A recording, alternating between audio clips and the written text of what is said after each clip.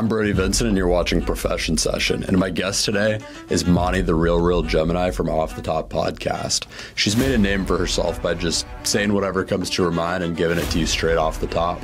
When you get a rim job later on, you're going to think about me. That is powerful. And since starting the podcast, she's interviewed all types of fascinating individuals, from rappers and porn stars to relationship counselors and coaches. She's known for never shying away from a third rail and just figuring out how to get into the deep and real conversations. You know, I want to get in their minds and make them think differently, because it's there. They're just scared of it. Like I said, people are scared of the unknown. And that's what we did on this episode. We just went deep into some of the things that she's been learning about through the podcast. And then after the podcast, he was like, what the fuck was that? And I was like, what do you mean? Like, we just had a great conversation. He was like, you know, I wasn't expecting, like, I was just, you know, it's off the top. Social norms, views on sex, relationships, gender roles, all kinds of stuff. I always try to go against, like, what's supposed to be socially normal. For instance, like an elevator thing. I would walk in an elevator and not turn around. Tune in to hear us dive into some kind of rocky territory and discover some real truth. What have been your most viral clips? Oh, shit. We're going to get into it here. Because I know one.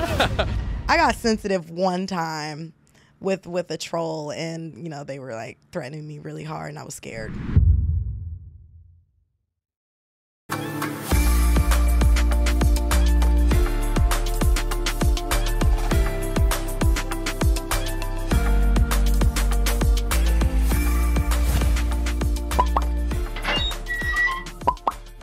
Thanks so much for tuning into this episode of Profession Session. I'm Brody Vinson, and I'm on a mission not only to define professional greatness through the tactics and qualities behind it, but also to help anyone that's trying to achieve professional greatness do it through the lens of others that have achieved it before them. I couldn't be more thankful for everyone that helps me continue along this mission through being able to do this podcast. And if you've ever gotten any value out of it, I ask only two things in return.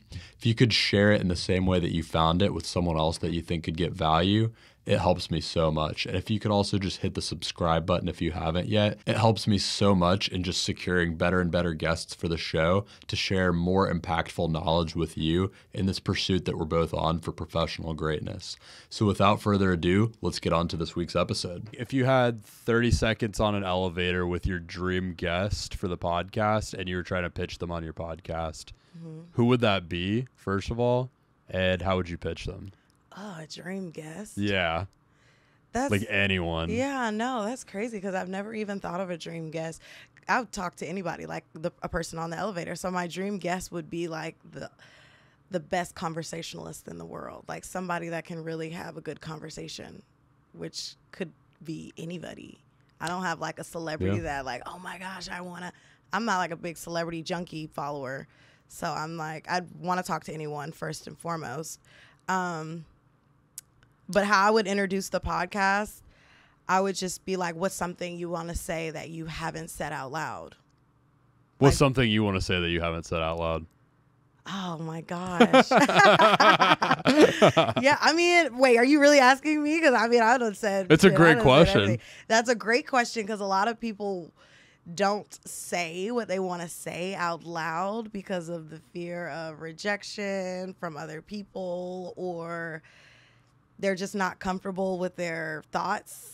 They're not self-aware, so they're like, do I really feel this way? Or like just that. So if I was on the elevator and I was to introduce my podcast to someone, I would just be like, you know, we talk about things people are scared to talk about. We talk about, you know, everything.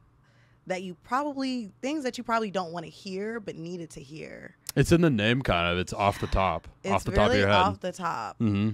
I turn on the camera and I just kind of just go for it. I start out with icebreakers, and then after that, you just read the person, and then I go ask questions from there, like, who are you? I'm not like a journalist or anything, so I don't really do my research. I'll watch someone's interview, a couple minutes of it, and then after that, I'm like, okay, they seem cool. But I don't go and do my research and be like, hey, so I looked up.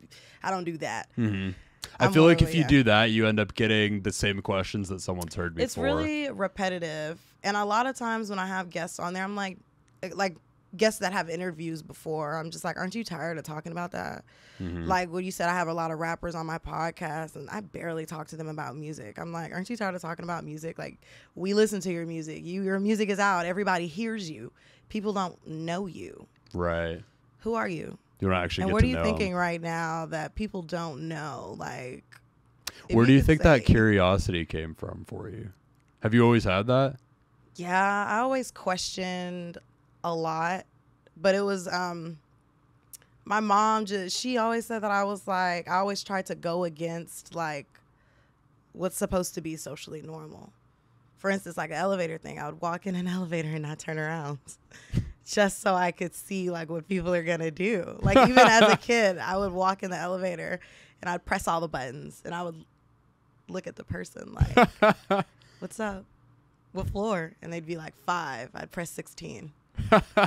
Like I would do stuff like that. So it's crazy that you said the elevator thing, because like that was, I feel like that is one of the moments that I was like, I might be an asshole. But as a kid, like when you don't know, you don't know. So I wasn't an asshole as a kid. I was just like, how come I can't do these things? You just wanted to push boundaries. Yeah, that's what it is. It's like pushing boundaries because a lot of people aren't self-aware. So it's like, ooh, if I could get you out of your comfort zone and push your boundary, maybe something will go off in your head like, damn. Obviously, the podcast is a great example, but what are some of the coolest things that come to mind that are things that you think have happened to you because of that boundary pushing? Things that happen to me? Yeah, like what are some of the coolest things that have happened in your life that you think are because you like to push boundaries? Everything. Like conversations that I have with people on the podcast, after that, they'll like call me and ask me, you know, how's your day? Are you doing okay? They'll check on me. I'll check on them. And they'll be like, you remember that conversation we had on your podcast? I'm like, yeah. And it goes from there. Like it's actually, they were actually listening. They actually heard me. They weren't just listening. They were hearing me and listening. And I'm just grateful to be able to have like a platform where people can become self-aware. Maybe it's the slightest bit, very temporarily. It could be like the most monetary self-awareness, but there's like, dang, I really thought about that. A lot of people don't impact other people. So I think that's like the best thing, like the biggest thing that's happened to me is like, I won't say I'm changing people's life, but people are understanding me. And that's important for me because for such a long time, people didn't understand me. Like I said, my mom was like, you were just weird, and you still are, right? She's like, people call me crazy and stuff, and I take offense to the word crazy because I just think I'm different. I don't think I'm crazy. I feel like crazy's good. Crazy it depends on how you use the word. I like the idea of like embracing crazy. Yeah. I've always kind of liked that. Like just taking the idea of it and like kind of grabbing hold of it and saying, yeah, I'm crazy. Yeah. And I get all kinds of awesome out of it. Yeah. The madness is controlled though. It's controlled. Like I don't go too far. Mm-hmm. But to answer that question, and one of that's the best moments of having those conversations with people is like, it was actually a real conversation versus something scripted. And, you know, they go and do the next interview. I had somebody be on the podcast. They didn't know what type of podcast it was. It was just an artist that was well known. And after the podcast, he was like, what the fuck was that? And I was like, what do you mean? Like, we just had a great conversation. He was like, you know, I wasn't expecting, like, I was just, you know, it's off the top. Yeah. So it's like they have these expectations, like it's just another interview. No. So you talked about starting with icebreakers. I feel like that's such a good idea because it kind of like, it just breaks that like, you know how like when someone comes on your podcast, a lot of times, especially if it's someone who hasn't been on one before, they're kind of like a little nervous. They don't very really like awkward. know. It's very I'm awkward. like, what the fuck wrong with you? Yeah, exactly. Yeah. I feel like you kind of have to be able to do that to like get into those real conversations. Yeah. I remember when my first episodes, I didn't have icebreakers. So I was like, oh, okay, well, and I just started asking these questions that I, you know, had in my head that I wrote down right before the episode, like just, and I was like, this is stupid But then I started getting into these conversational cards and just the card. I really actually like the cards. The cards be having some really good stuff on there. So most of my podcasts start with the cards and end with the cards. We still talking about the shit we was talking about, the icebreakers. So I like the icebreaker cards. I use a lot of them. What are some of your favorites that you've used? Maybe we could use some today. I might turn a couple back to you. I have some in there. I just started using deeper discussion questions. There's a card game by Aaron Mallory, and he's like emotional attachment coach. They're really deep, and I like them because I'm like, this is what I like. I first started off with tonight's conversation cards. They have a really good platform. They do podcasting and like audience-wise, where there's audience there, and they're talking like we are. I was using their cards, and those were like more like sex related, about partners and dating and stuff, and it would be funny. And then when we start laughing, I'm like, all right, now you're laughing. Now that we could talk about something. Now the ice has been broken. You're laughing. What's the craziest question that you've asked someone on a podcast that you haven't been able to answer that you would like to answer? I feel like I'm so eager to answer all of them. I'd be like, ooh, I can't wait. That's crazy. That I haven't answered? Yeah, like what's one that you've asked someone but you never got asked yourself that you think you have a lot to say on? Oh, that's a good question. Maybe so you were talking That's about like hard. emotional attachment coaching. That seems like a topic that interests you. Like, Yeah. could you describe that a little bit? I've heard a Emotional little bit about this, attachment? but I'm not super like familiar with it. I just kind of know about like So there's attachment theory a little bit. Attachment styles. Attachment and I'm styles. just now like educating myself about it. But Aaron Mallory, he goes into depth of, you know, why women are like, certain women are like this and why certain men are like this. And it's because of childhood trauma. A lot of people start relationships based off of trauma bonding and things like that. So that really interests me because it strikes a sense of self-awareness. I was like, oh my God, that's me. That's me. That's literally me. He's It's like talking a to me. self-therapy kind of thing. It is, and it's so like therapeutic to talk to someone that I don't even know, and we can sit here and trauma bond and relate. Do you do therapy yourself? I did. So I was in therapy for about like 2 years, and then I kind of like slowly got out of it after I healed, the very trauma healing, and then after that, I just kind of now I'm very like free. I'm gonna ask a mentally. hard question on that because you said like after you healed, do you think that like do you think you have like fully healed everything? Do you think that there's more work to be done? Like, Oh, there's definitely more work to be done, but as far as like childhood trauma and even adult trauma, I'm definitely healed. that's an encouraging thing to hear because I feel like at least my perception of therapy, I've been going myself for maybe like a little under a year, and at least my perception of it is it feels like something I kind of like constantly need, but it's encouraging to hear that you can actually like reach some kind of end point and goal. There like, is an end point. yeah. There definitely is. And even like going to therapy, like you're not going to do it in therapy. Therapy is an exercise for your mental and emotional mind, like state of mind and feeling.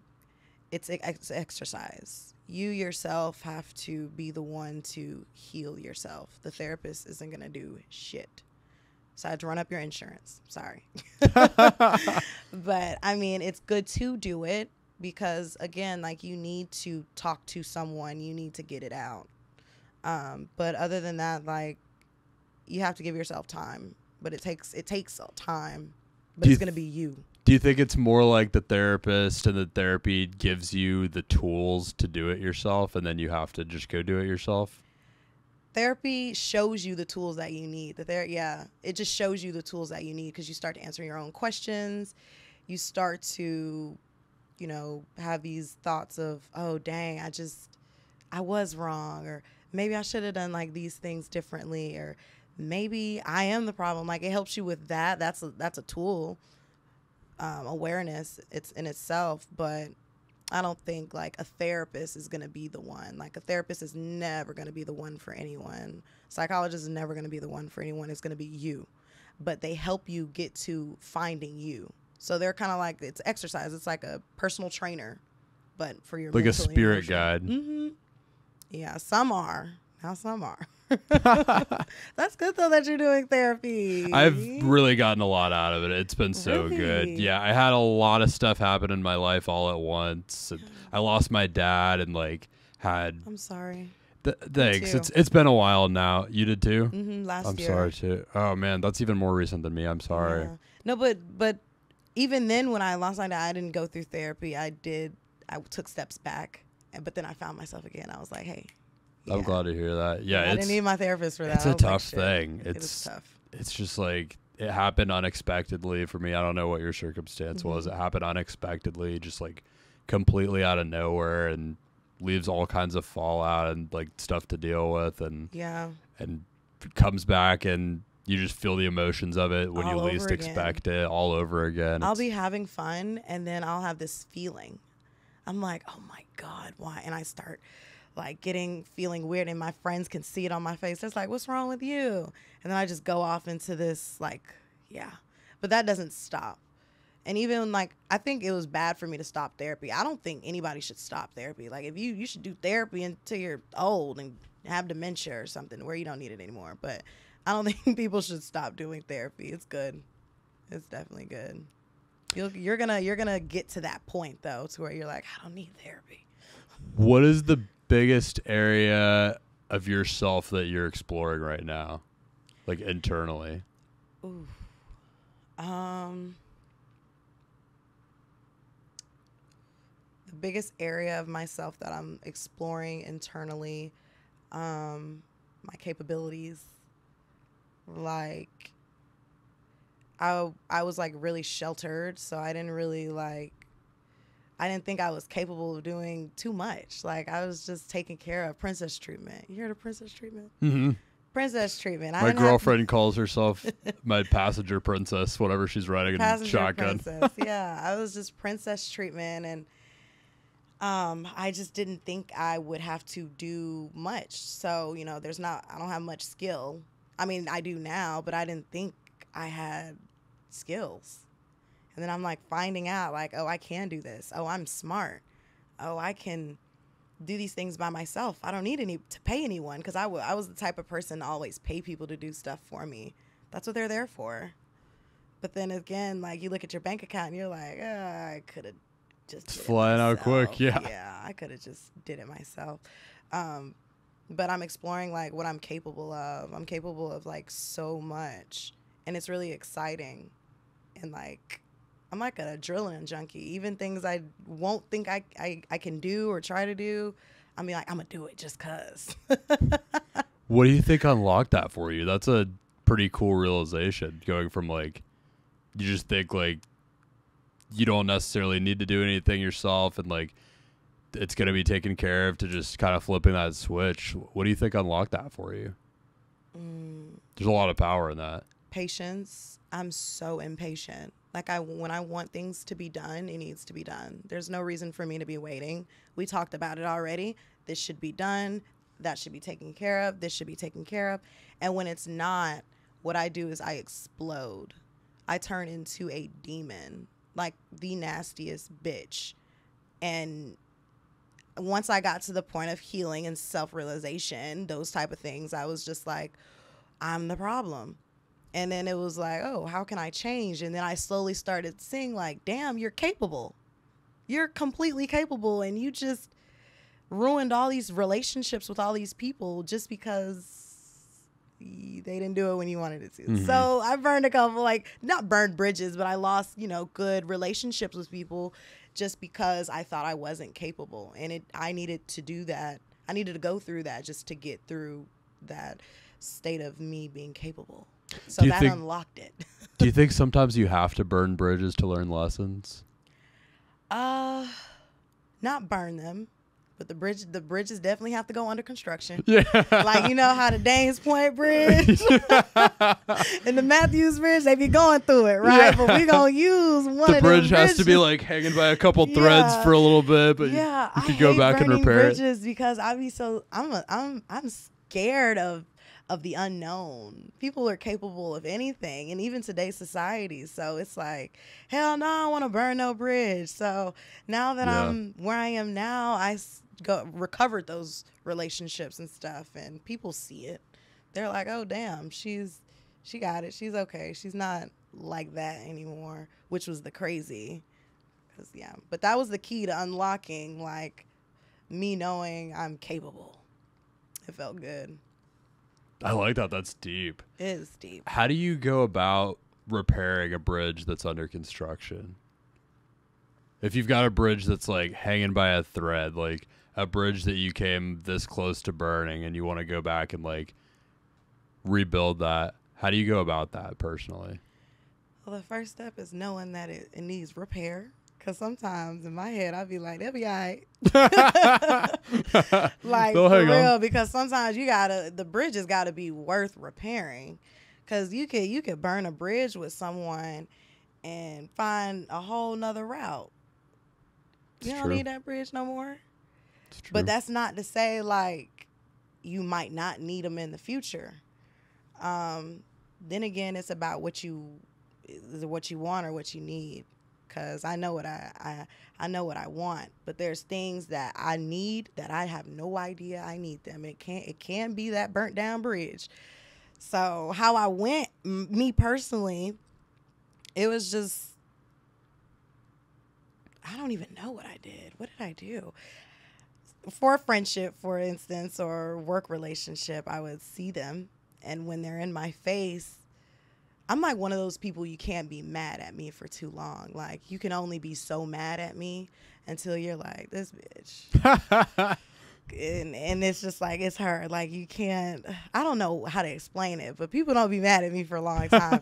So I have a friend and they're real mad. We fell out, and I see them in person. It's just like, hey, it's me. I do that to Andy all the time. I'll get on his nerves and then, we'll be going back and forth. I won't talk to him for a couple of days, and I'll come right back in here like, hey, boss, how's it going? People just want to feel appreciated and heard and understood. And if you know who this person is and you know how this bridge is built, you know how to fix it. I like that.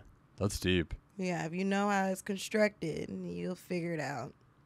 But talking about the podcast a little bit, what is, like, when we set out to have a podcast, I think, like, we've all got our different definitions of being successful with the podcast.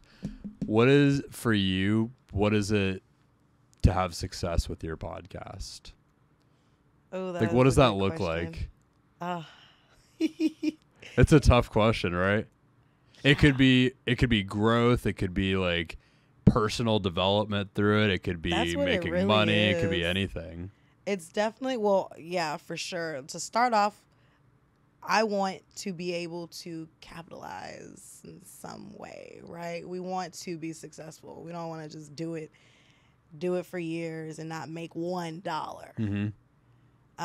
So obviously I want to go into monetization and being able to, get the sponsorships and things like that, promote other people's whatever they want to promote, those type of things. I feel like that's really cool. Like, dang, you pay me $50 and I drop an ad.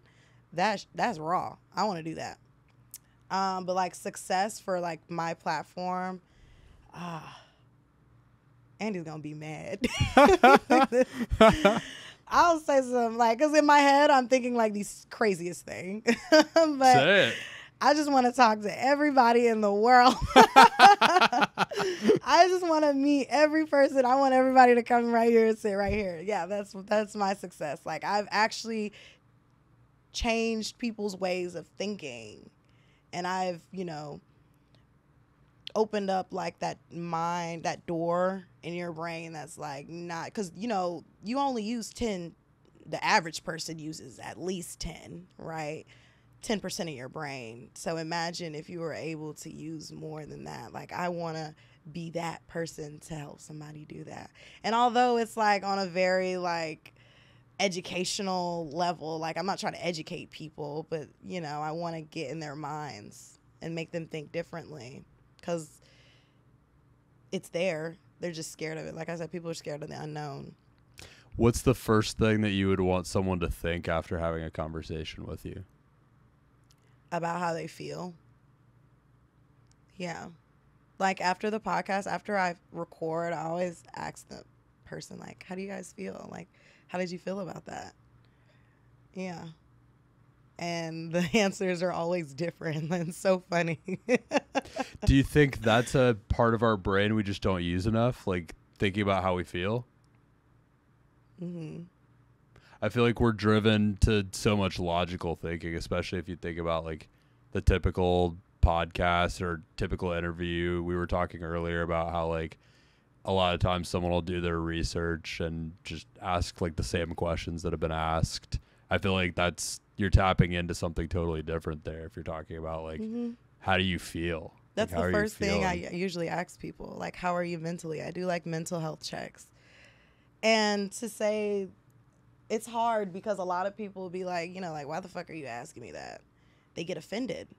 And they get offended because they don't know. And then that spikes a conversation. And I can read like body language and stuff like that. So I can tell like, okay, this person doesn't really know, or okay, they're just going to give me an answer. And it's kind of weird, but I like it. It's not exploiting someone's weakness, but it's like exploiting it to them. Like, hey, you don't know how you're doing. It's like opening it up for them. Yeah, and like I said, people aren't self-aware, so people don't know how they feel. But then after the podcast, I'm like, how do you feel? And it's just it's always different. I like that. But my success I might have to start doing that. Oh, ask them how they feel? Yeah. But my success for the podcast, I want the platform to grow, and then I want to be able to be as big as like other platforms. Like I want other podcasts under my like YouTube channel. Like I want different, like I want people to come to the YouTube and be like, oh, I know I can watch something with guys on here. I know I can watch something with girls talking about this on here. I know I can see some vlogging on here. Like I want it to be very versatile, like an actual like network channel kind of where you could just see a little bit of everything. That's like my goal. How do you think you could make that happen?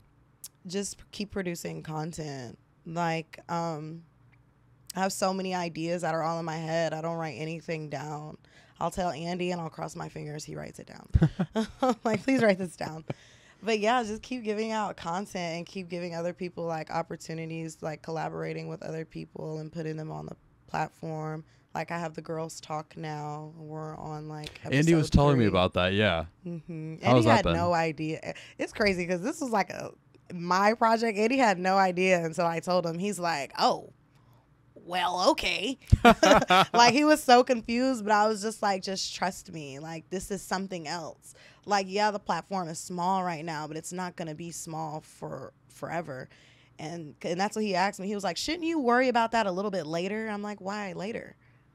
Why don't do it now? That way, it's here already. People see that it can be done, and it has been done.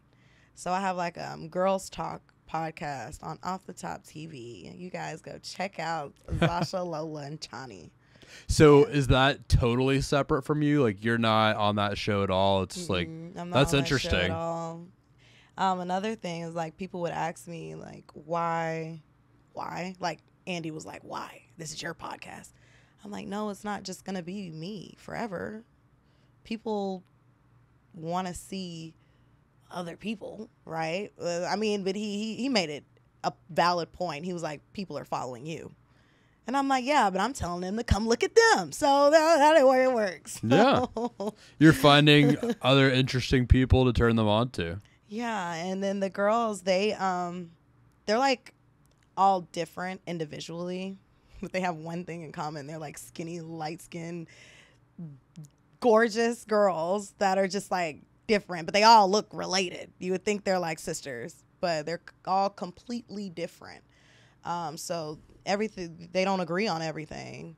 And then they agree on some things. And obviously with social media, kind of going on towards like what's trending right now, girls that look like them.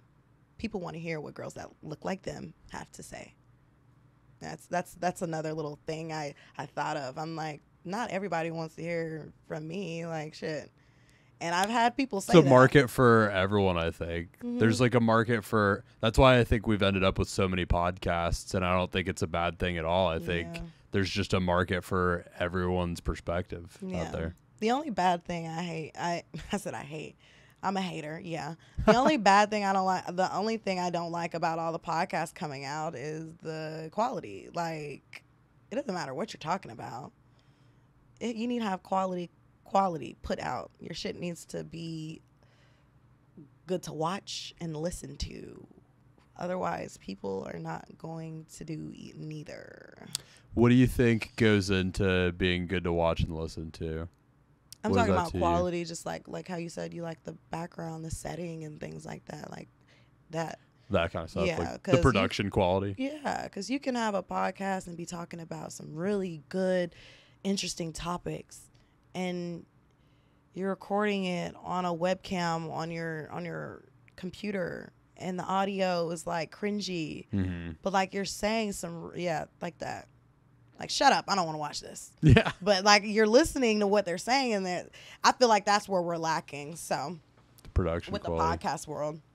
Yeah, I agree. I think you need to have like the production quality piece in place if you're going to start one. And that'll put you up there already, because you're up there. Your quality's there. Now you just got to produce the content.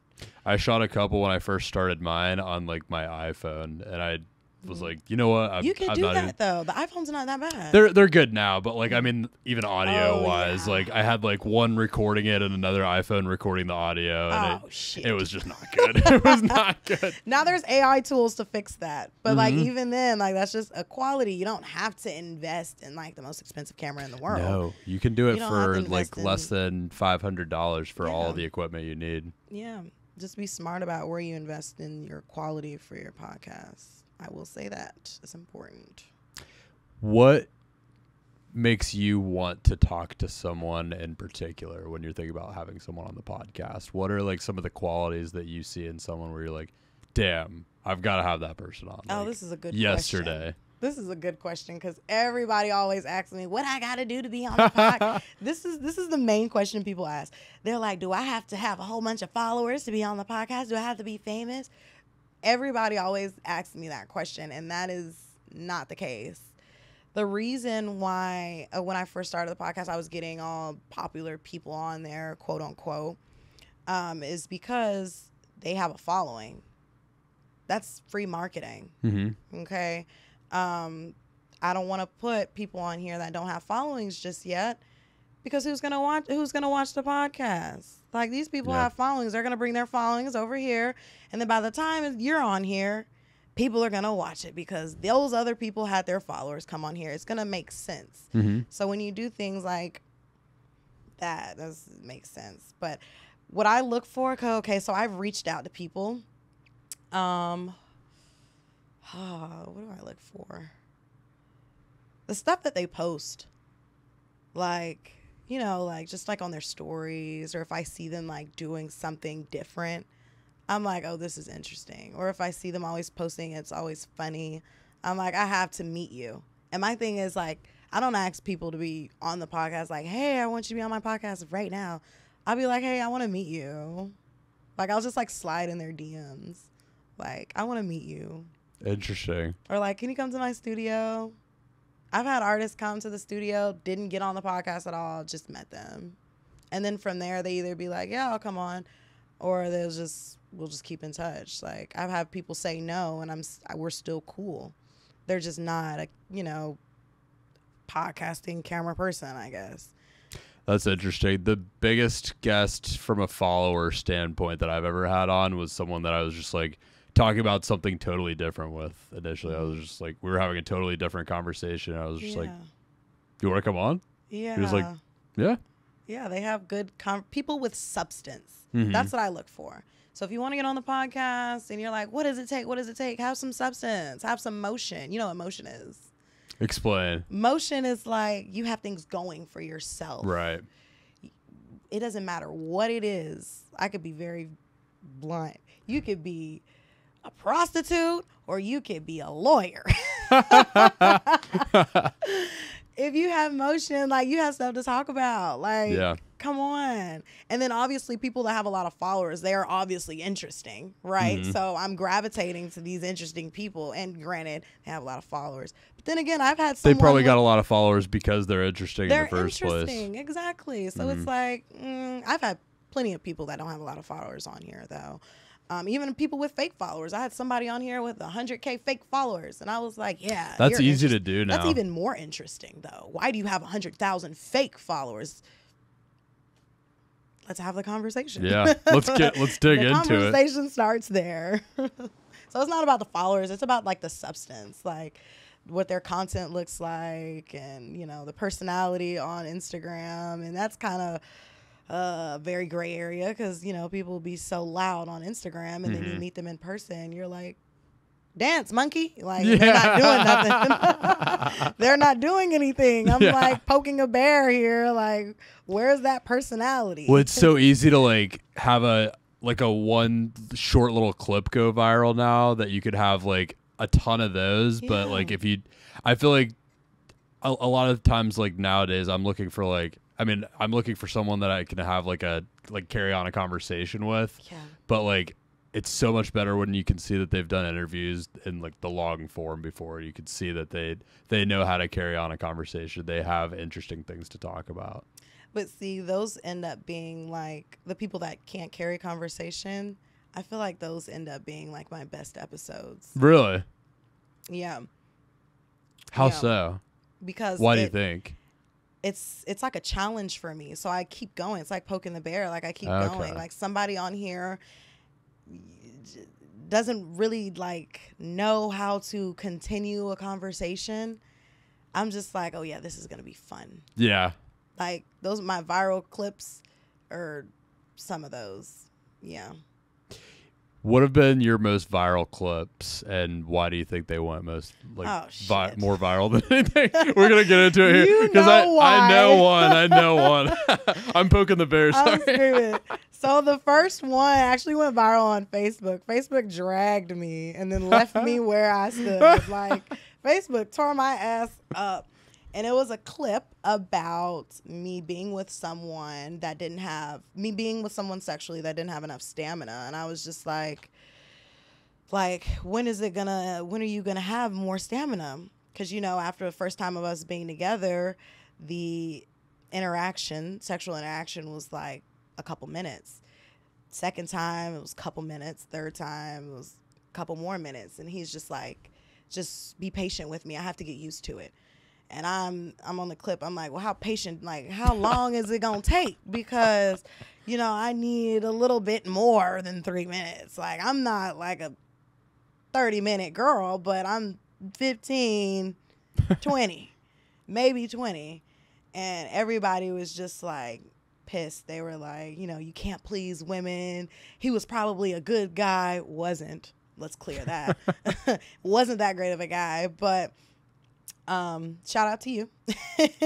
And even him, when it went viral, he was just like, I can't believe you were talking about me. And I was like, believe it. You thought I was just gonna be quiet and let go silent, suffer in silence? How dare you? People are gonna hear me struggle. Like, and that's my thing. I'm like, I suffer a lot in like the dating world because I've been single for a few years. I'm not suffering in silence. I'm gonna speak the fuck up. So when I did that, they were pissed. They were like, I'm ungrateful. He was probably a good guy. You can't please women. You know, they were just coming out of the woodworks with all types of stuff. The comments were bad. Do you think it was because it was so controversial? Yeah, guys are mad because they probably was like, dang, that's me. Like, that was me before. Every guy related to that. So, yeah, and it was the men mainly that were just dragging me. They were just like, this girl, this is probably why she's going to be single forever. Probably, because 3 minutes ain't cutting it. It's just not. I'm not settling for that. So Facebook was the first one. That's funny. I feel like Facebook Reels have been going kind of crazy lately. Yeah. They're I've been posting too much on Facebook. And You haven't? This is where I messed up. This was like in the beginning of me podcasting, right? This was like my first episode that went viral. Really? The reel went viral on my first episode. Nuts. I posted it on my regular page. Oh, man. So it didn't even go to my podcast page. So Oh, it's no. on my actual, like, my regular page. So they found my ass because it was on my regular Facebook page. Yeah. Roasted. Wasn't hard to find. Wasn't hard to find. And I don't even think the podcast page was up then, but I messed up. I posted it on my personal page, and then I think it's like at 8 million. Oh, my God. Yeah. Yeah. They was trolling. How does it feel when you've got trolls, like, or people that are just like giving you negative comments? Is that tough, or have you kind of become accustomed to that? I became accustomed to that as a kid because, you know, I was bullied as a kid and always like, you're weird, you're stupid, you know, you're different. Okay. So I was kind of used to people doing that in my face. So online, I don't get bothered. I'm not going to lie. I troll back sometimes because it's fun and it increases engagement. Because when I respond back to people, they're like, she's here. She's replying. Yeah. Like they eat that up. They love when I reply. Like when I reply, they're like, oh, she's in here. Here like she she's is. here. She is. Yeah. So I love Because they're trying to poke the bear. Yeah, not even that. They're thinking that I'm not going to see it or say anything, right? So when people are trolling, they're like, I'm going to make this comment. It's going to be disrespectful, and I'm going to go about my business. And I'm like, no, bitch, come back here. So it's fun. It's fun to troll, but I'm not going to lie. Like, I got sensitive one time with a troll, and, you know, they were, like, threatening me really hard, and I was scared. Damn. Yeah. They were threatening you? Yeah, like real bad. I was real scared. I was like, oh, Yeah, okay. that's a different line. It got a little crazy. But it doesn't, I'm not like insecure. I don't be like, oh my gosh, is that really me? Do they know? I be laughing. I'm like, yo, because these people don't know me, right? Mm-hmm. So it's like, you can't get too mad. Like they have no idea who you are. Like someone said I was raised without a mom and a dad, and you know, my kids are probably going to be bums. And I'm like, I don't even have kids. And I had both of my parents. Like, so it's like. Do you think a lot of times when people comment negative stuff on social media, it's just they're just like projecting or something? For sure. I think so too. It's like they're agreeing with what I'm saying, and they're disgusted at why they're like, she has a point, but fuck her. No, she's dirty. Like, it's like the How inner dare she them. say it online? Mm-hmm. Like even about when I was talking about rim jobs with men, giving a man a rim job. Absolutely. Like guys hated that. And I don't know 100%, but I'm pretty sure all the guys on there have experienced a rim job and felt uncomfortable. So they were just like, no. And they dragged me. They were like, your guy's gay. You know, every man you're going to be with is going to be gay. That's just a bunch of closeted gay dudes. Yeah, and I'm just like, that's what I'm talking about with the projection they're thing. projecting. I feel like, Or they experienced it and they liked it, and they're embarrassed to be like, yeah, I had that. Mm-hmm. Yeah, so it's a lot of that. Because me, myself, I can't even fix my fingers to, like, write something nasty like what people say. I've never thought about it either. I don't get it. Oh. Yeah, exactly. If you don't like it, move on. I've never got it. Like, so that's how I know, like, I'm reaching people, like, their emotions, and, you know, I'm reaching them because they're taking the time out to write these long paragraphs and stuff. Like, they feel me. mm-hmm. They just hate that they feel me. And I love that because it's like, that's a start. You know you're striking something. Mm-hmm, that's a start. Yeah. You're getting them to feel something. That's self-awareness. They just don't know it's self-awareness, right? So the trolls are fun, though. The trolls are definitely fun. I'm not going to lie. I love it. I eat it up. Every once in a while when I have like a negative comment on like a reel or something or like a clip and like I'm thinking about responding to it, I'll just be like, thanks for boosting the engagement. No, like, you have to respond. Like, you got to go back. I go back and forth. You argue with them? I'm sorry. I like it. No, but Maybe I I argue should. very, like, passive-aggressively. Yeah. I'll be like, no, sweetheart, you're probably the bomb, and your kids probably are going to be bombs. Like, I'll be, like, really sweet but nasty. Like, did she really just type that? What do people troll you and say? It's usually just like they'll be like, oh, like 2 more guys with a podcast. It's never really anything like personalized, but you they'll put be like, 2 guys 2 in more room, guys with the podcast. they got Here we a go. podcast. Here we go again. Or like, or they'll say like, how did you say so much of nothing? Like on one clip, like it's just like.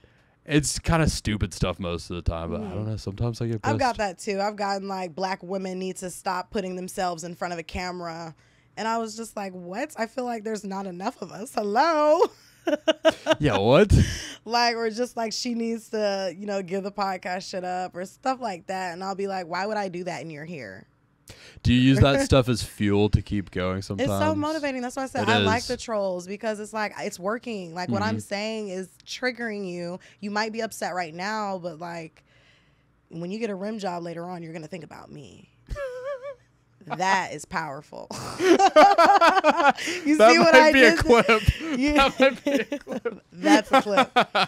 That's a clip. No, for real. When you think about it, you're going to think about that reel. And think about that nasty comment, and then look at you. Legs and maybe they'll reconsider. Legs in the air. Telling her to drop tongue. Scooching down more. Like, come on. You're like, hey, babe, I don't know. I left this nasty comment on it earlier, but like, what do you think about this? Like, that sound good to you? Yep. That's hilarious. It's so funny. What is an area of conversation that you've always wanted to get into on your podcast that you haven't gotten to yet? An area of conversation that I haven't talked about.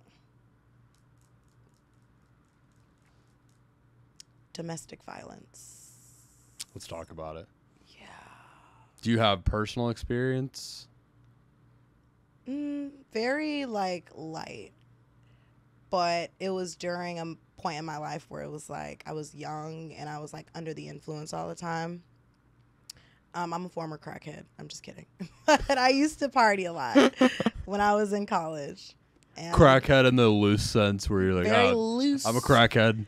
Very loosely crackhead.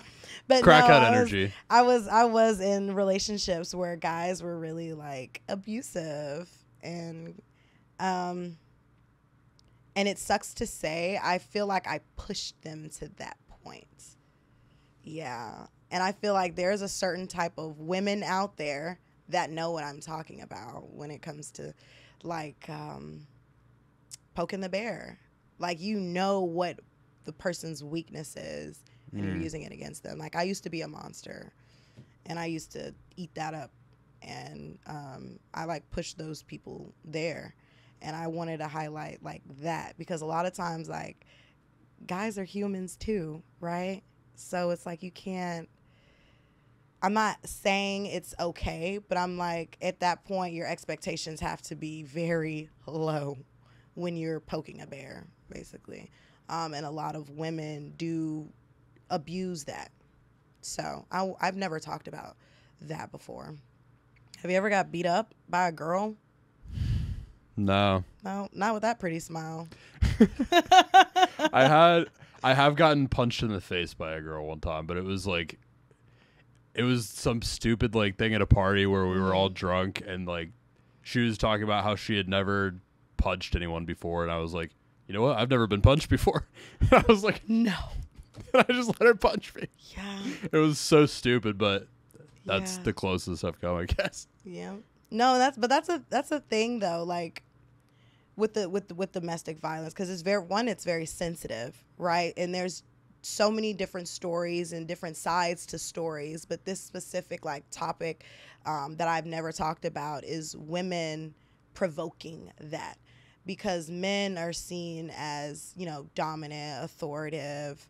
Men are supposed to protect and provide, but there comes a certain point where we're abusing that, right? And once we abuse that and break a man down, and he lashes out, and we're like, oh my gosh, he hit me. No shit. A female would have hit you. You get what I'm saying? So it's like, at some point we have to know that men are people too. Now, I'm not saying like, you know, these third time offenders, you need to get a pass. But I'm just saying that there are women out there that do that. I think both can be true. I think there's no excuse for the violence, but it sounds like what you're calling for is like everyone just be better. Yeah. Everyone just like know what you're doing. You know what you're doing. Yeah. Yeah. Like I remember one of my friends, she was saying like her boyfriend hit her. And I was like, what did you do? And she got so mad at me. And I was like, you did something. What did you do? He didn't just wake up and, slap the shit out of you. She was like, I told him his she was talking about his kid. And then she started talking about his mom. And then, she like threw something at him, poured water on him.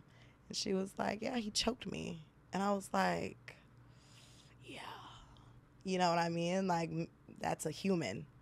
Okay, you're a human first, and then you're a man. So I would actually like to get into that. And that would be a good topic with Aaron Mallory, the guy that has the deeper discussion cards.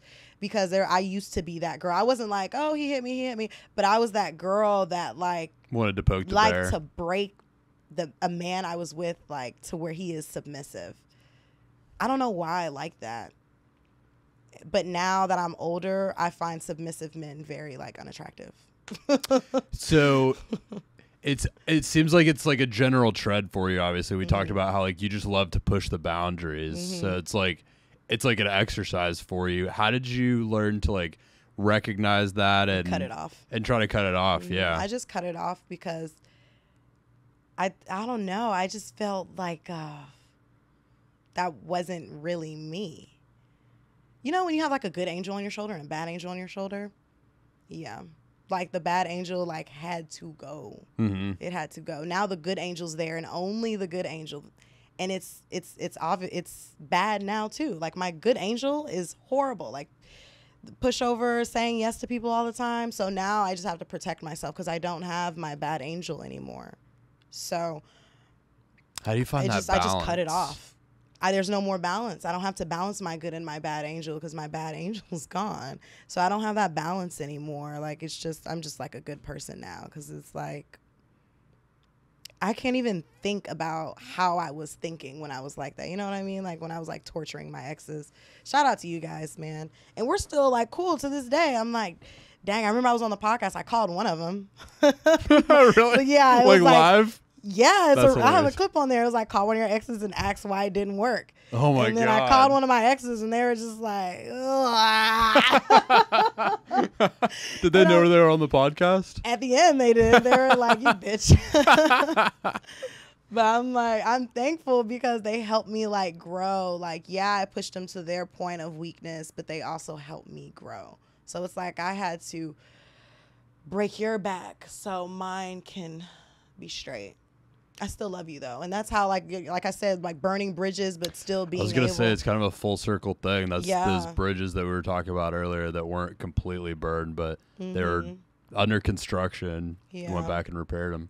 I was scared I was gonna be like that forever. I'm so glad I changed. I love hearing anything like that because like I feel like you hear so many times like, oh, people don't change or like people are always going to be the way they are. I don't think that's true at all. I don't believe that at all. I don't believe that at all. I think no. people can change. I think a lot of people don't care to change. Yeah. But I think people that care to change can absolutely change. Yeah. I've seen that again and again in myself and others. Do you think someone's character can change? Yeah. Really? I think so. See, Well, I it don't depends. think character can change. I think people's personalities, their attitudes, morals, values, all that can be changed. But character, as in like who you are, in like who you are as a person, your character doesn't change. Like, because that's who you are. Yeah, but you can only define your character. Other people can't. So that's another thing.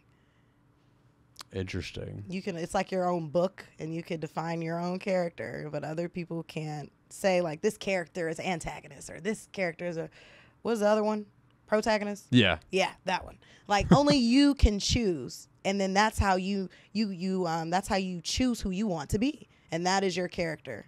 But it doesn't change. So it's like you have to choose it.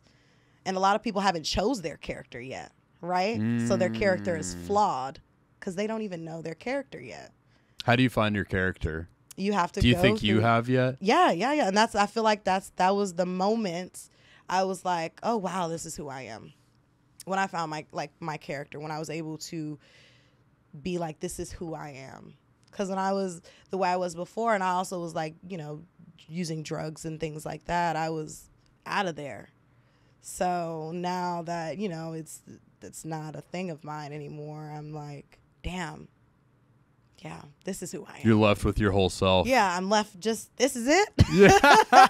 And honestly, I'm not going to lie. It was like kind of boring at first. And then I found my capabilities. So it's like a circle of life. That's what you should name this podcast. Off the Top Circle of Life. It is a circle of life. It's growing pains for sure. Yeah. Growing pains of discovering yourself when you hadn't found yourself yet. Mm-hmm. What's the next thing you want to do with your character that you've discovered? Now that you're discovering your capabilities, where do you want to take those? I think I'm doing what I'm supposed to be doing. But I feel like everybody has like a purpose. And you have to find your purpose, serve your purpose, and exceed it. And over time, like even just life itself, that's what you're doing. So it's like it's not one thing. You just keep doing it. As long as you're alive, you're supposed to be serving a purpose. And if you're not, please go get help. I feel like there's a lot of like, what is it? Purposeless living people out there. And it's so cringy. Like you have like a one friend that, you know, doesn't do anything. Mm-hmm. Oh, I know a lot of people like that. Yeah. It sucks. It's hard to really motivate them. It's hard to motivate them. It's hard to talk to them them. about much. Like that's scary. But I love those people because it's like, it's a challenge. Like, yeah. I think that's one of the scariest things I can think of is like living life without a purpose. Oh my God. That terrifies me. It's scary. It's really so scary. And then not only that, but living life with a purpose and you don't know if you're fulfilling it, that's even scarier. Like, am I doing this shit right? And then who are you talking to? Who are you asking? Yeah. You? There's no really great way to know if you're doing it right. There's no monolith of being purposeful. There's only a monolith of being purposeless. That one's obvious.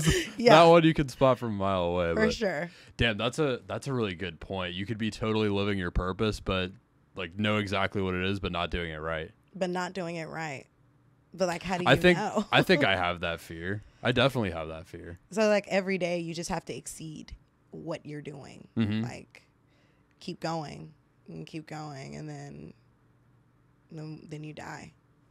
And as long as you die serving a purpose and doing stuff for other people, that's going to keep going.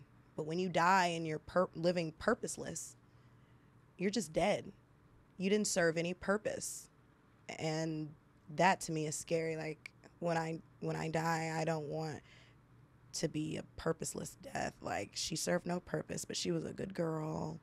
No, I want there to be fucking accolades and trophies and what is it, surnames, or like what do you have after your name? Like those names. Titles. Yeah, titles. Give me all the titles. Give me all the titles, and I want, you know, people to have a Bible. Cause it's like I've served the off the top Bible. Yeah, like I've served a lot of purpose with my two decades of living. If you could have like an out of body experience, if you could come back as a ghost after you die and attend your own funeral, see your own headstone, that's crazy. What would you want? This is a crazy question. Because I took shrooms and that happened to me. Really? I was at my own funeral when I had shrooms. Was it a banger? Was it fun? It was tragic. It was really tragic. Yeah. Like everybody was on their phone. One. My friends were taking selfies. Damn. It was embarrassing. I'm not gonna lie. Like, that's a bad trip. It was and I was sitting there looking. They're in the group message. I'm like, that is crazy that you said that. That is Holy so crazy. Shit. Oh my God. But okay, it so wasn't, the new my body goal wasn't there. It was like It was a, what is it called? Like a wake where everybody's going. Yeah. And then my body was closed. Like I was in the casket. Closed casket. Yeah, it was closed casket. Yeah. Oh my God. Okay. So the new goal is to make that not happen. Yeah. What would the ideal version of that look like for you? Like if you had that trip again in like 10 years and you've done a lot of things, you've used your capabilities, your new skills that you found, what is like the ideal funeral? Yeah, Okay. your ideal funeral. Like Okay. what's you have this shroom trip again, you come back as a ghost and you see your funeral. What would make you happy to see? I don't want nobody crying. Is that weird? Like, bitch, stop crying. Wake up. Like, like I don't want nobody crying at my funeral. Like, I don't want to see that. It's weird. I would like want a celebration. I'm Nigerian, so Nigerians actually celebrate death. I like that perspective so Celebration much of life is really what it's called. The Mexicans celebrate death. Yeah. Dia de Muerte. Those are some sad funerals, I'm sure. Yeah, no, the Nigerians is life is a celebration of life. When someone dies, you celebrate their life. So it's a party. Like, you want me to be honest? What I want people to do? Mm-hmm. If I was to have a funeral and I'm this little ghost, I'll share mine too. I want everybody to be like turning up. Yeah. I want you to do a line of coke off my coffin. Pop a X pill and a Molly. I want y'all to be up all day tripping, talking about good times. I mean, everybody needs to be on drugs. One last high for me, right? Yeah. Wow, I do sound like a crackhead. No, but I will want them to be partying. Like, turn up. This is it. Say goodbye. I love it. Yeah. Since I was really young and this song came out, I've always wanted the song Dead and Gone to be played at my funeral by T.I. I think it's got Justin Timberlake in it too. Dead and gone. Dead and gone. Oh my gosh. That is corny. I know. It is totally corny. Wait, like, those are one of the songs you don't want to play at a funeral because it's like awkward.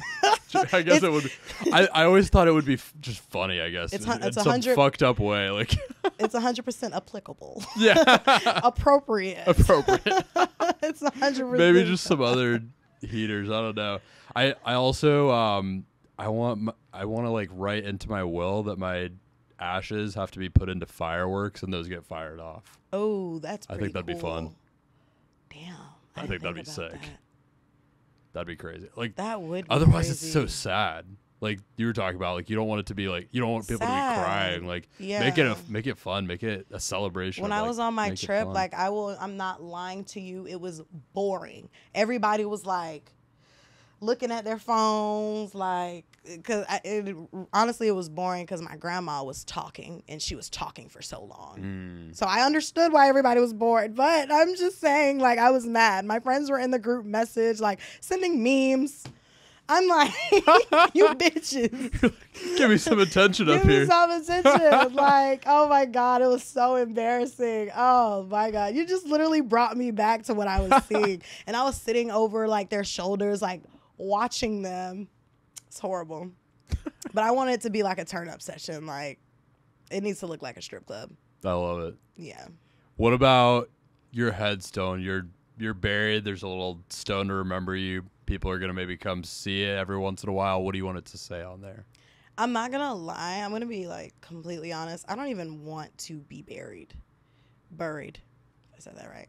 Even just anything to remember you by. Like, what would you want, like, your one-liner to be where, like, if someone came and, like, remembered you, like, you don't have to be buried there, but, like, there's a little headstone for any of your family members that do want to just come and, like, think about you. What do you want it to say on there? Off the top. So that people keep listening. I love it. Not even that. It's just like, that's just a description. Like, that's She it. was off the top. She was off the top. Yep. That's it. I love it. Yeah, I don't even, what would you want? He did some cool shit. He did some cool shit. Good guy. He did some cool shit. How would you want your funeral I don't to know. be? Like, I would want to get cremated, and I would want my mom to like. I don't want to be buried either. Or my kids to hold on to my ashes. And you would? Yeah, because I mean, I have my dad's. Yeah, and I me and my wasn't really sister like, have my dad's too. Yeah, my dad's, his is separated. I don't know how I feel about that. I didn't really like that, separating his ashes in like 4 urns or 3 urns. I was like, now this fucking guy's all over the place. Like, I don't even know where he is right now. Like, I just know where a piece of him is. I didn't like that. Mm-hmm. But I would want one big ass urn somewhere kept safe. Mm-hmm. And then like if you go to Dubai or somewhere special, I want you to sprinkle my ass in the water. Yeah, like something like that. It'd be cool to like be sprinkled in like all the coolest places. That I would like that. Yeah. That's why I want to be cremated If you're at too. the I want to be Grand sprinkled Canyon, in some really sprinkle. cool. You go to the Nile River, sprinkle. Niagara Falls, sprinkle. Like Your that will type comes of with like a shit. map. Basically, with, like, X's all over on it, some like- cool shit. Like I would want that. I would definitely want something like that. I wouldn't want nobody to just come stand over me, because my biggest fear is like giving someone the grace of standing over my dead body and them not wishing me well is, and I say that because that was something my dad, that was something he didn't want. He didn't want a funeral. He didn't want anybody standing over his dead body because it's a sign of weakness. And I don't know, I guess we have a little narcissistic trait in us, but no, he didn't want that. No burial. No burial. And still to this day, like, his friends and stuff ask me, like, where can we see him? I'm like, yeah, all right. No. Because it's like giving somebody Just that remember. really doesn't have any good intentions, never had any good intentions for you while you were alive, for them to be able to stand over your body. That's like if you think about it, like, that shit won't sit right with me in heaven or hell. Like, that's my biggest fear. Damn, that's deep. Like, when you think about it, you're like, oh, yeah, fuck no. Yeah, no. I do not want that bitch standing over me because, Yeah. like, just just think- imagine. Even beyond that, I just feel like I just don't like the idea of someone going to my funeral and like my body's still there. That I don't like that at It's all. an invasion of privacy. It is. It's like going to the OBGYN. Like, get out of there. Yeah. Back Same thing. up. Like, no. So, I don't even want nobody over my dead body, literally. I think it's an American thing to be buried. Is that American? It's Or a maybe- Western thing? It's just some like it's one of those just weird traditions that like no one was gonna speak up loud enough to say, Who maybe we buries should dead stop people? doing this. Maybe we should stop burying bodies. Yeah. Like, that's weird. I think so I too. honestly think it's weird, but people do it. And And if we ever have like some kind of zombie outcome or something and people just start coming out from the ground, like that's Shit. terrifying. Like, come on. Let's prevent that. like, and let it be like somebody that you just dreaded. Now that this nigga's back. I was trying to stay away from him. Now the apocalypse got him jumping, boy. Why is he coming right for me? It's like the purge. Like, you get one time to just fuck shit up. No. Oh my god, that's a question. my What God, would that's so funny. What would you do in the purge? I'm not a violent person. Not anymore. Would you like what would Not your anymore. survival strategy be then? Go in a hole. That shit is, I feel like that's a real thing. I feel like COVID was a small dose of what the purge could look like. Yeah, just the chaos. COVID was a very conservative purge. Mm-hmm. Emphasis on conservatives. That was a very Republican purge. Republican-like purge. I don't know. It was very like, the purge has happened already. It's wiped people out. R.I.P. I'm sorry for those who lost their lives during COVID, but like, that's a purge. That shit didn't come out of nowhere. Yeah. Damn, Yeah, that was deep. that was deep. Yeah. On that note, I've got a couple closing questions I always ask. Yes. What happened to our We questions? went totally off We book. did. We just went off the top. As it should be. What are the good questions But- that you have? Well, I've got a couple closing questions that I always like to ask for the podcast. Okay. There's one I'll definitely ask. One I might ask. The one that I definitely will ask, that I ask everyone, is if you could go back in time to the beginning, and I always like to pick some kind of point that I feel like I've learned about you that was like a pivotal point for you. And for you, I would say like when you started kind of finally figuring out, oh, I've got this potential, right? That you were talking about earlier. Like I've got this potential that I can actually use to do something with. If you could go back in time and just like take the wisdom and the knowledge that you have now and tell a younger Imani, what would you tell her to do different? Like leading up to that, to get her, maybe get her to where she's at quicker. If I could give my younger self some advice to get to where I am now, I would just tell her be patient and be kind. And you'll get there.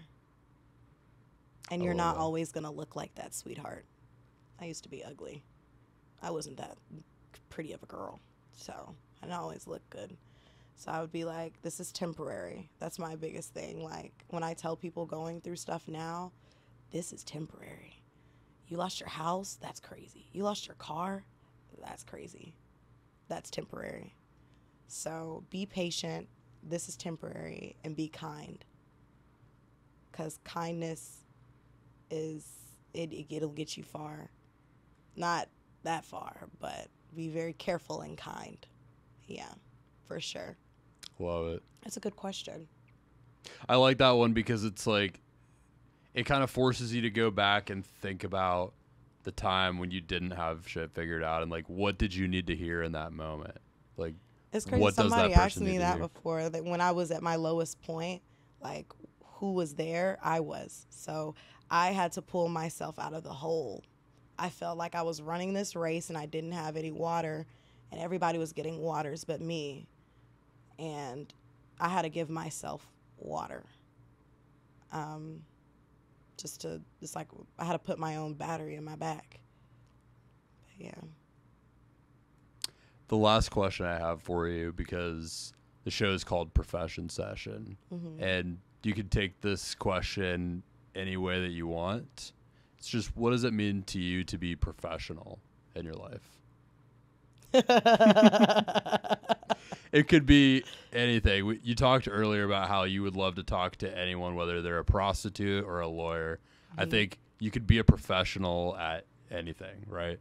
So I say that in a very broad sense. Just what does it mean to you to be professional in what you do? Being confident. Confidence. Being professional. Oh, that's such a good question. I think it's the confidence, because I'm not a professional podcaster and people think I am. You can, sucks to say, you can fake it till you make it. The longer you fake it and the more you fake it, it's almost like you're manifesting. Now, don't manifest any stupid shit, but be that professional person that you want to be. Be the best that you want to be in whatever profession that you're doing, and be confident, because that's what people see. People see the confidence. People can smell the confidence. And that's what will get you to the next level of whatever you're trying to do, like being a professional dog walker. People are going to pay you $50 an hour, not $10 an hour, because you're actually a professional at this. Because what you're saying, your confidence, like it's definitely confidence, for sure. I love it. Yeah. Has anybody said confidence? People have said confidence before, but everyone's got their own kind of version of and definition of confidence. And I always like hearing, I feel like that's a very strong factor in it for sure. And I always like hearing like someone's perspective individually on confidence. I like the whole idea of like just manifesting what you want to be. Yeah. I believe in manifesting. For sure. I think the tongue is powerful.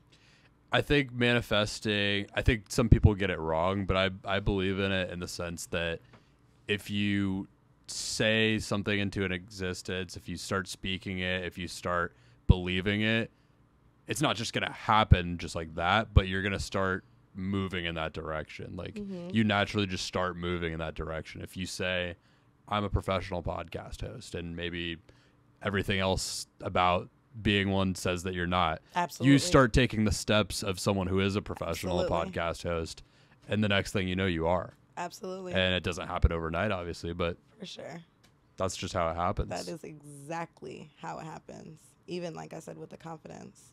Because if you know, when people like, you know, selling houses and selling cars, you know nothing about houses and cars or anything, but you're like, oh, wow, he knows what he's talking about.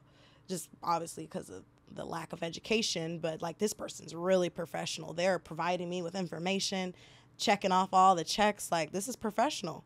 Meanwhile, you know, after they closed the sale, got the deal done, oh, yeah, I just started my first day. Mm-hmm. That's happened to me before. And that's why I'm like, yeah, You're like, I wouldn't have known. I wouldn't have known. And we're all sources of energy. Like, me and you, we have energy, right? We're all sources of energy. We're in the world. The whole world has so much energy. So if we're putting out positive energy, the only thing we can get back is positive energy. We're saying these things that are positive. These positive things are going to happen just because of the law of attraction. And with the law of attraction, we'll get to where you need to be over time. And then with confidence too. But definitely the law of attraction beats anything, like anything. I have a bonus question that just came to mind. I'm thinking about a young person who is hearing this and saying, well, that's great and all, but I don't have confidence. Mm-hmm. What would you tell them about how to find confidence? How do they find confidence if they don't think they've found it yet? It's going to find you. It's gonna happen.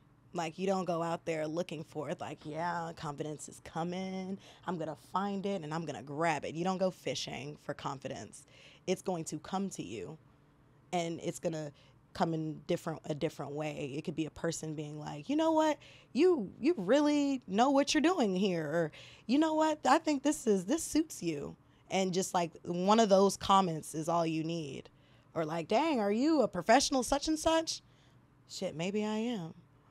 Like, ooh, you must know what you're doing. Maybe you do.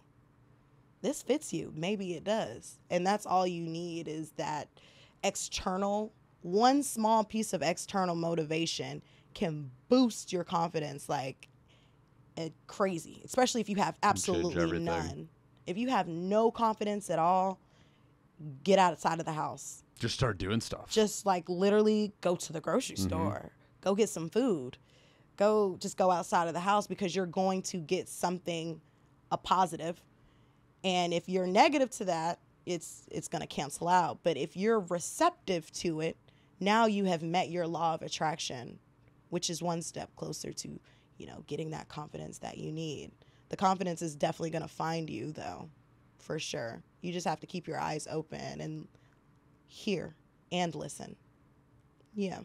I love that. Oh, thank you. I try. It's philosophical me. No, but these are all very things philosophical I've done today. These are all the stuff I'm talking about is like stuff that I've done already. Like, I've been through that. I've been through a lot. So it's like, ooh, I did this. I could talk about this. And it's exciting because it's like someone like you, like you're saying, I'm going through that. I'm in therapy. You'll be at the point where like, I'm not doing therapy anymore. My life is great. I'm going to be like, nah, Brody, you know, you need to go back at least once a month now. Yeah. Because it's going to feel so good. Like, it's going to feel good for sure. Is there anything else that you would want to share with the audience? Keep being fucking professional. And definitely awesome. go ahead and subscribe to the YouTube channel, Off the Top Podcast. And shout out to the Profession Session for having this professional episode. And follow her on everything else too. You're on Instagram, I know. Are you on TikTok too? Yep. Instagram, I'm on TikTok, YouTube. _Off the Top Podcast, YouTube _Off the Top Podcast. Yep. Find her on everything. OTT. And that's a podcast.